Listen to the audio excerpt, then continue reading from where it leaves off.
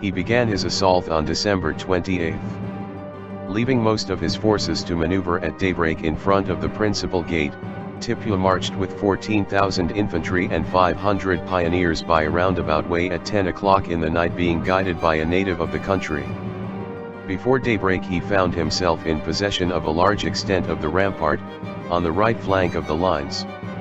His aim was to gain the gate about 9 miles from the point of entrance, to open it to the division of his army placed to maneuver in front of it, and to place his whole force within the lines in one day. At about 9 o'clock in the morning, the Sultan had come 3 miles along the water in the inner side, with his whole force without any opposition, and he at once commanded his pioneers to level down the rampart into the ditch which was there, 20 feet wide and 16 deep, and thus make a road for him to pass. This was found rather difficult, and so he advanced along the rampart in one column. The Travancoreans retreated from successive towers until finally the small group led by Vaikom Padmanabha Pillai made a stand, in a small square enclosure within the works employed as a magazine, storehouse, and barrack, and having drawn a small gun inside, they poured grape, cannon shell with small metal balls, upon the advancing Mysore soldiers. The Sultan at once issued orders to take the place at the point of the bayonet. But as they were advancing, to execute this ill-advised order, a party of 20 Travancore soldiers at once poured in a heavy fire, which killed the commanding officer, and created a panic and inextricable chaos. The relieving corps, awkwardly advancing along the same bank, was met and checked by an impetuous mass of fugitives. The next corps caught the infection, the panic became general and the confusion irretrievable. The Sultan himself was borne away in the crowd.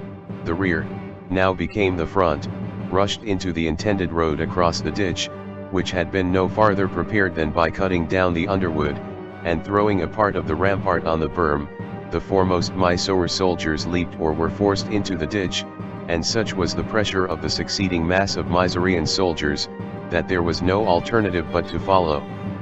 The undermost, of course, were trampled to death, and in a short time the bodies, by which the ditch was nearly filled, enabled the remainder of Mysore soldiers to pass over.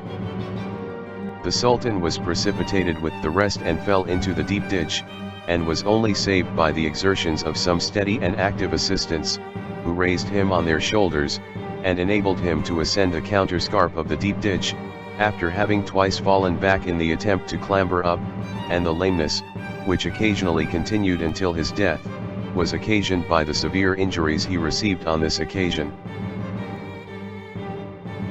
Tipu then made his way out of the ditch with very great difficulty, and was soon carried in a palanquin unperceived to his tent.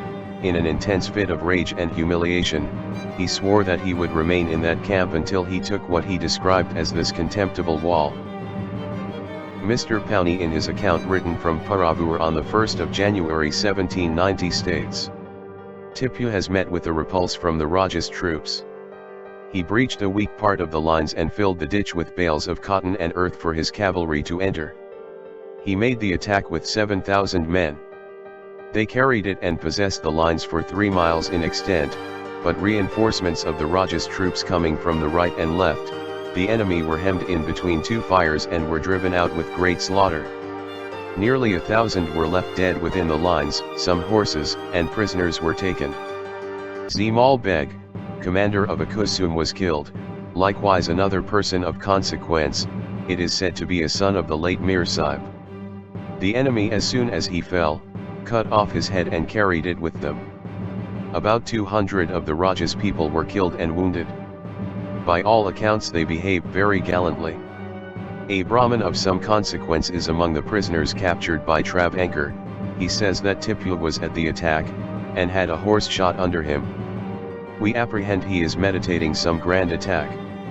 Report says he has crossed the Ketwe River, and is advancing along the seaside with the intention of attacking Kadungalur and Polipuram Fort. I think we shall be prepared for him at these places. He has certainly drawn oil his army from the lines. When Tipu fell into the ditch he lost his rings, his sword, his palanquin, etc. These were recovered by the Travancore army. These items were taken in triumph to Thiruvananthapuram, the capital of Travancore, and presented before the Dharmaraja.